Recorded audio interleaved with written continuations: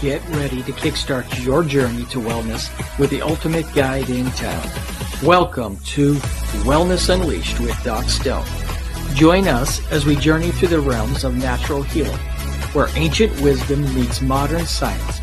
Prepare to be inspired by stories of transformation and triumph. With Doc Stone as your guide, discover the power of holistic living and the joy of reclaiming your health. Prepare for a whirlwind adventure through the world of holistic wellness. From fitness freaks to spiritual gurus, we've got something for everyone. So grab your sneakers, your yoga mat, or just your sense of curiosity, and let's dive headfirst into a world of wellness wonders. Wellness Unleashed with Doc Stone. Your path to a vibrant life starts now.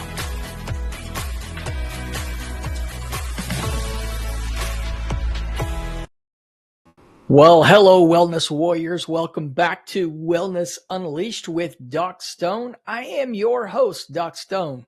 And tonight we're diving into a topic that affects nearly everyone: sleep.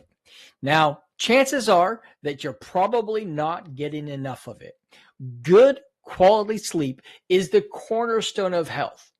You know, one of the foundations or one of the founding principles of naturopathic medicine is that health exists where the conditions for it exist, and disease exists where the conditions for it exist.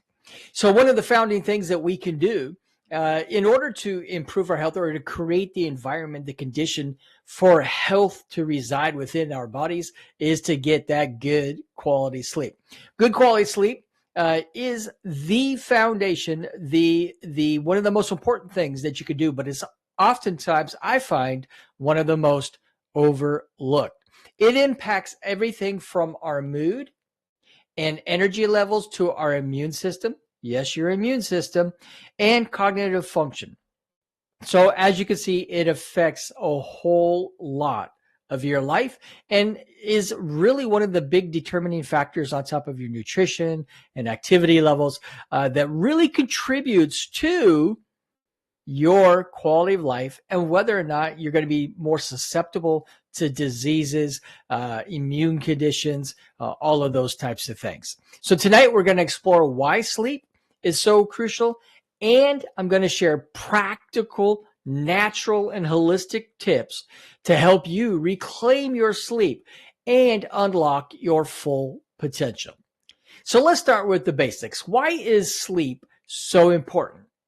While we sleep, our bodies are hard at work. Now, how does that really make sense? You're in bed, you're sleeping, but Doc, you say that my body's hard at work. That is so true. See, your body needs you to go to sleep for your brain to shut down a bit in order for it to do the things in the background that work to help you to remain healthy. That's when your body kicks in. When you go to sleep, your body goes to work and it begins to search out for viruses and bacteria. It begins to heal things. It does autophagy. It begins to find cells that shouldn't be there or that aren't healthy. It recycles cells. So all of that occurs while you're sleeping. So a lack of sleep really, if you don't have sleep, you're impairing this process of repairing your tissues and, be building up your immune system and really giving your body the opportunity to recover from the assault of things that come to it throughout the day. So this is one of the reasons why you want to really make sure that you make sleep a priority. So some of the health problems that can occur if you are not getting good quality sleep on a nightly basis is it can weaken your immune system. Now, we know that our immune system is that system within our body that actually fights off viruses and bacteria. And when our immune system is weak, then we are more susceptible to getting, the cold, the flu, COVID. We're more susceptible to getting things like cancer, autoimmune disorders. So our immune system begins to really wear down when we are chronically deprived of the right amount of sleep for our bodies. So you also have an increased risk of diseases like heart disease and diabetes. I used to struggle with diabetes, had it for a long time, highest levels of insulin, medications, multiple medications, just trying to control it. And, one of the things when I reversed my diabetes, when I was able to get off all of my medications, was I focused on trying to make sure that I practice good sleep hygiene. And we'll talk a little bit more about what good sleep hygiene is later here in the episode. Have you struggled with weight gain or struggled with losing weight? Maybe you've been trying to lose weight for a while, or maybe you notice that the pounds have started creeping on. Your lack of quality sleep might be the culprit that is preventing you from reaching the weight goals that you have. Also, cognitive impairment. So, are you experiencing brain fog? Are you forgetting things? You could be contributing to that by not getting sleep, because during the sleep time, again, is when the body goes and heals those types of cells. So it's important for heart health and brain health, for weight management, for immune health. Sleep plays a foundational role in all of that. And mood disorders. Let's talk about that. Are you moody? Do you feel depressed? Do you feel anxious about things? This here is like a cycle, because if you are not getting enough sleep, that could be contributing to these mood and depression and anxiety, restlessness. And then that mood, anxiety, depression, and restlessness then further contributes to more lack of sleep. So it becomes this vicious cycle.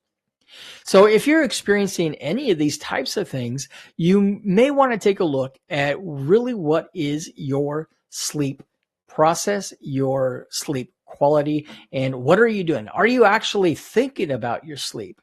If you're not, I would encourage all of you to do that. Now, Doc, how much sleep do we actually need?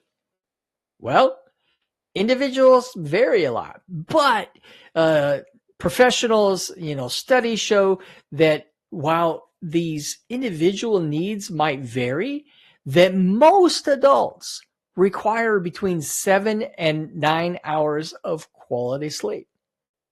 Now, in today's world, people are hardly getting 7 to 9 hours of sleep.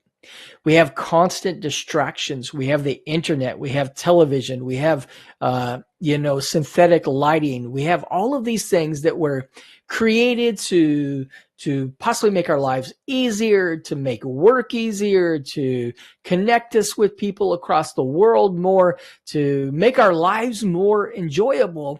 But the downside of that is that it has lowered the amount of sleep that most adults are getting. But it's not just about the quantity of your sleep. You have to think about your quality of sleep.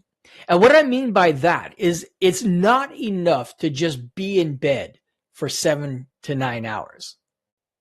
I mean, it's hard enough for us to do that, but we have to be getting good quality sleep. We need, to be asleep during that 7 to 9 hours. How many of you go to bed and maybe be in bed for a long time, but you take a long time to fall asleep? Or maybe you wake up numerous times throughout the night. And you might have been in bed for 7 to 9 hours, but when you wake up, you still feel drained. You feel exhausted. You feel like maybe you didn't even sleep at all, or maybe you only spent a couple hours sleeping, even though you were in bed for 7 to 9 hours. This is where the quality of your sleep comes in. We need to make sure that we're not just focusing on quantity, but we are focusing on the quality. So let's look at some common culprits that sabotage our sleep. And a lot of these you can actually control. And if you focus on controlling these, then you'll find that your sleep quality improves.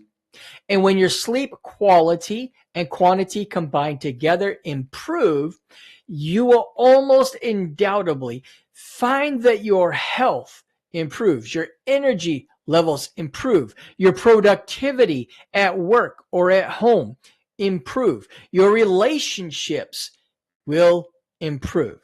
So, what are some of these things that really sabotage our sleep? Well, really, in today's world, one of the biggest culprits is stress. Now, I know on this show that we've talked about stress a few times because really, the medical profession is beginning to understand or to realize more and more that stress is actually one of the leading causes of disease and death. Well, I thought cancer or heart attack was a leading cause. Doc, why do you say stress? Well, because stress contributes to just about every one of those conditions. When we operate in a place of chronic stress, it leads to, in relation to our sleep, it leads to racing thoughts, difficulty winding down. Plus, the stress hormones that are produced in response to that stress cause inflammation. They create wear and tear on your organs, wear and tear on your blood vessels, and they create a whole lot of problems. Chronic stress is a real issue in modern day America, and really I'd say across the world. So finding ways to manage that stress is going to be critical for you getting better sleep and improving your health, your wellness, your vitality. Caffeine and alcohol contribute to sleep issues as well, especially when we drink or consume them later in the day. If you're going to consume caffeine on a regular basis, which I'm not recommending that you do, but if you are going to consume caffeine, it's better to do it earlier in the morning and try not to consume caffeine in the afternoon. Now, when you're already not getting good quality sleep and you're feeling drained and you're feeling tired, it can be really easy in the middle of the afternoon when you're at work and you need to try to stay awake or be productive to think, let me go drink a cup of coffee or a cup of tea, get that caffeine so that I can wake up and I can do my job, or I can live life, or I can handle being around the kids if you're at home with them. The problem is that's going to cause you to have problems falling asleep later at night. So rather, if you're having those lulls in the middle of the day, instead of going to the caffeine or to the sugar, get yourself some vegetables. Eat an apple. Eat some carrots. Get something like that going. Feed your body good quality nutrition so that you have the energy to do what it is that you need to do. Let's talk about electronics. Now, they're just a fact of life. But really, we began when the light bulb was created. We began to throw out our circadian rhythm, and really this started the downhill slide to poor sleep quality. And we also have televisions, we have computers, we have smartphones, we have all of these different electronics, Xboxes, PlayStations, all of these things that emit what's called blue light.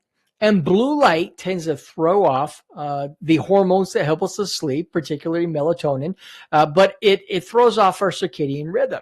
So when we're exposing ourselves to blue light through the eyes, right, we're throwing off the things in our body that tell us, help us to get tired, that help us to go to sleep, and everything. So they really are.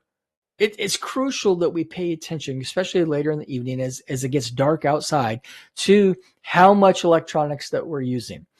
You can use blue light blocking glasses to help you. Wear those starting after the sun goes down, and try to get that circadian rhythm back in balance so that you can get the good quality sleep that you need.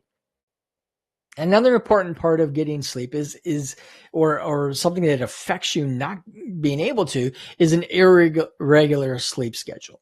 So one of the things that I always recommend to people is that you go to bed and you wake up at about the same time every day, right? This whole going to bed at different times, waking up at different times, even on the weekends, it disrupts your body's natural sleep wake cycle. So, we talk on this show about holistic health and natural health. And one of the things that we've talked about is that the body is naturally designed to try to keep itself in a place of homeostasis, that is, of balance. It's constantly working without us even having to think about it to balance out the things that we need, the hormones, the cellular regeneration, to balance, to keep things in a balance, because your body loves balance and it's crucial for your health. So, having a regular schedule will help your body to get back into healing itself. Poor diet. We talk about diet a lot on this show. Consuming heavy meals or sugary snacks throughout the day, but especially in the evening hours before bed, can really mess up your sleep. On top of the fact that you're adding energy to your body while you go to sleep. What a lot of people don't realize is that digestion takes a lot of work for your body.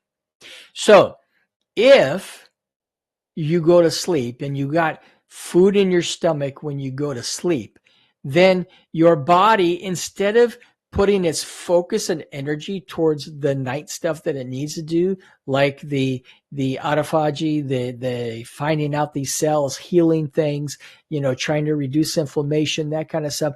Instead, what it's doing is putting its energy towards digestion. And so it's doing that instead of what it needs to do. So making sure that you don't eat sugary snacks, don't eat heavy meals, an hour or two before bed.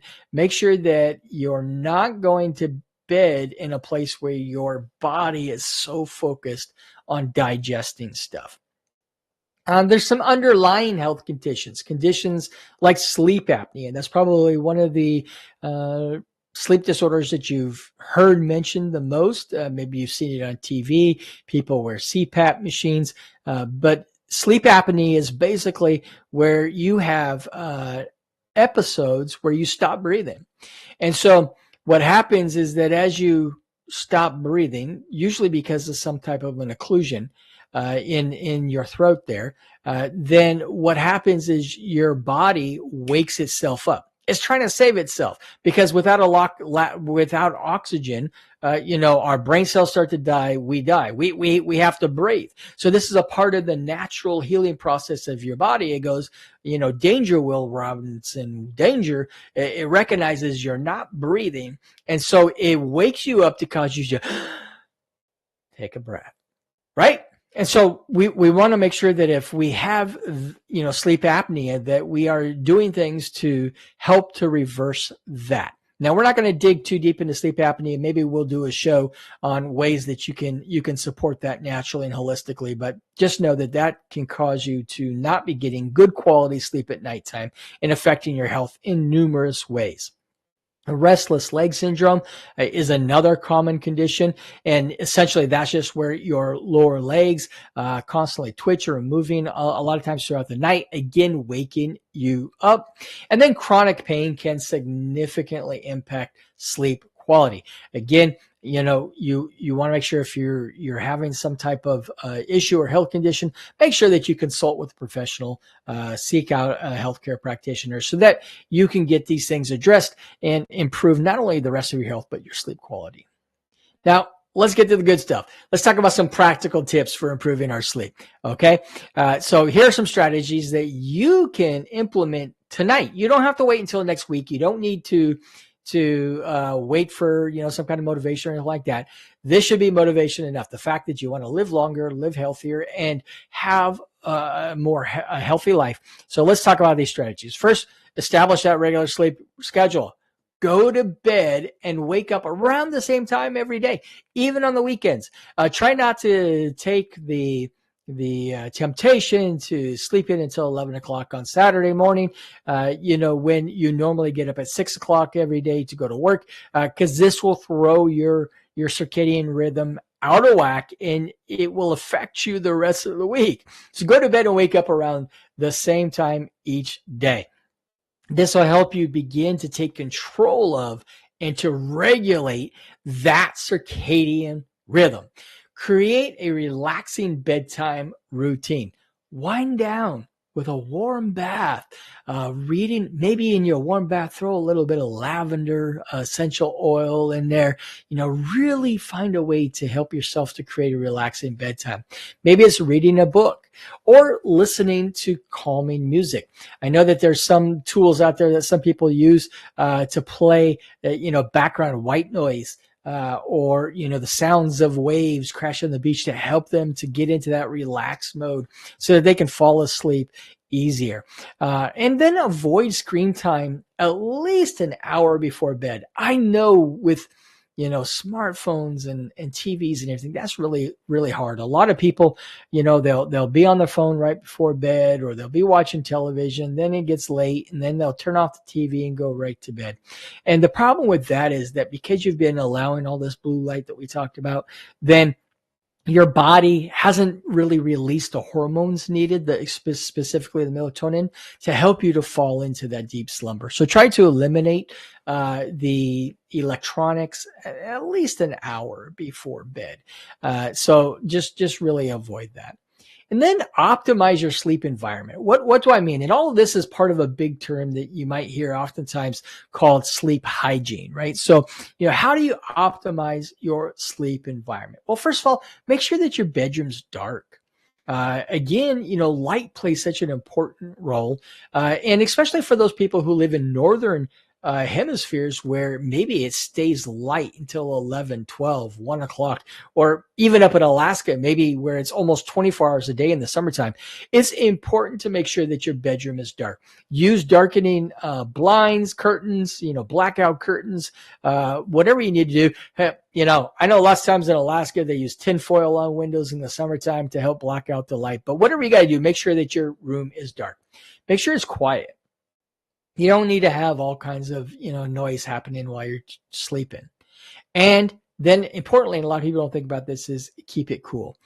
When your body is in cooler temperatures, it helps it to just kind of slow down, and then it can focus on taking care of itself. So keeping that thermostat turned down at nighttime is really, really important.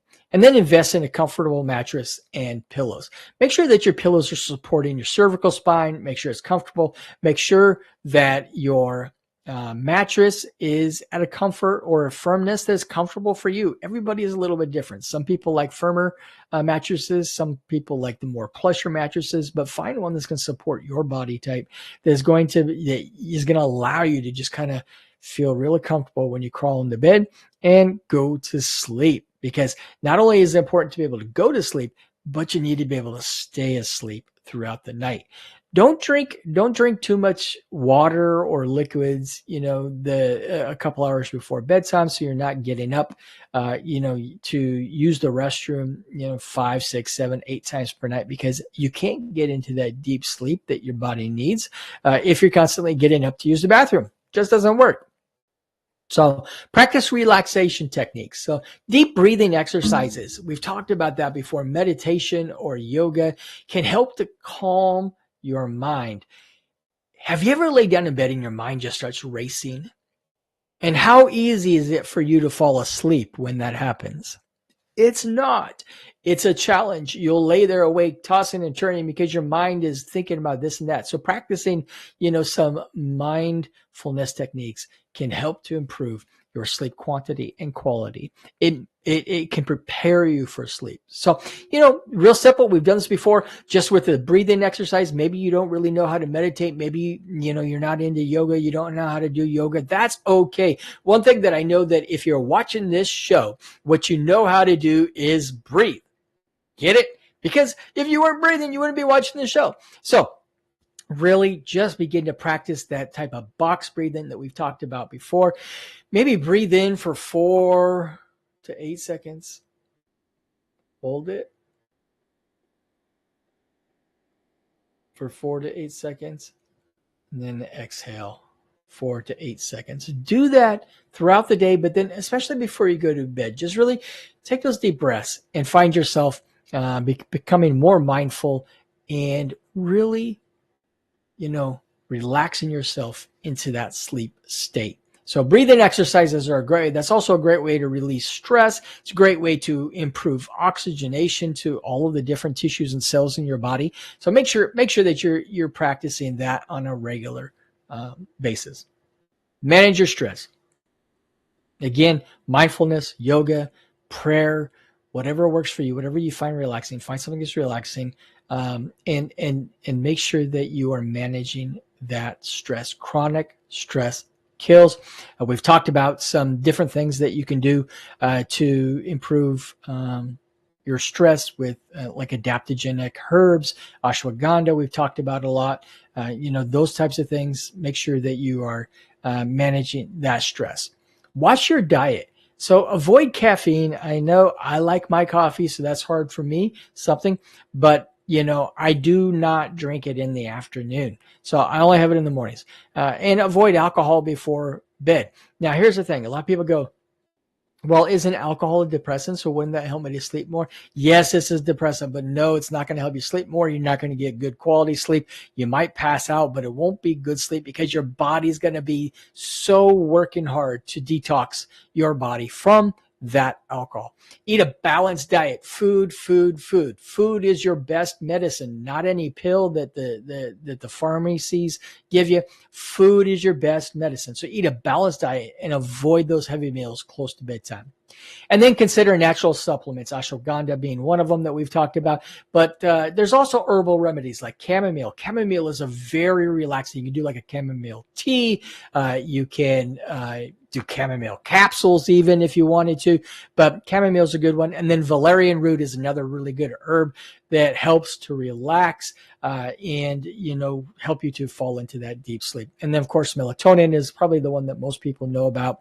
And so make sure that you do consult with a healthcare practitioner before starting to take any new supplement. Make sure there's not any contraindications with any medications you're on or anything like that. But do make sure that you seek out some professional guidance, whether it be your primary care physician or a holistic healthcare practitioner. Just make sure that you double check before you start taking those things. And then it's important to listen to your body and identify what works. What works for you might be a little different than what works for me. These are just basic generalities that help, the majority of the people, but do what works best for you.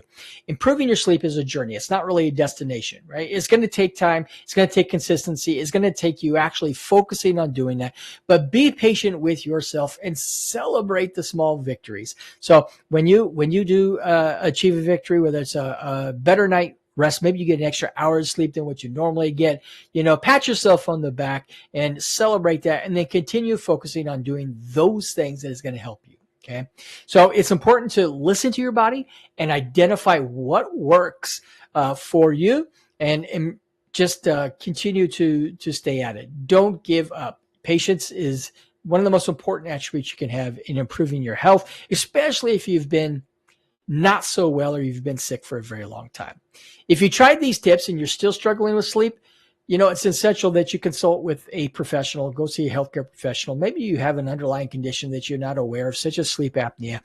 They can help identify those issues for you and recommend appropriate treatment options for you. So that's all the time we have for tonight's episode of Wellness Unleashed with Doc Stone. Remember, prioritizing sleep is an investment in your overall health and well-being. Join me next week as we explore another fascinating topic in natural health and wellness. Until then, be well. Thank you for watching Wellness Unleashed with Doc Stone on the AeroStream TV network. The opinions expressed by the host and guests of this show are theirs and not the opinions of the network or our sponsors. None of the information shared on today's episode should be taken as medical advice. Statements have not been approved by the FDA or any other governmental authority, and if you're experiencing any kind of illness or wellness issue, you are encouraged to consult with your licensed healthcare practitioner. And we do appreciate you watching our show and look forward to seeing you on the next episode.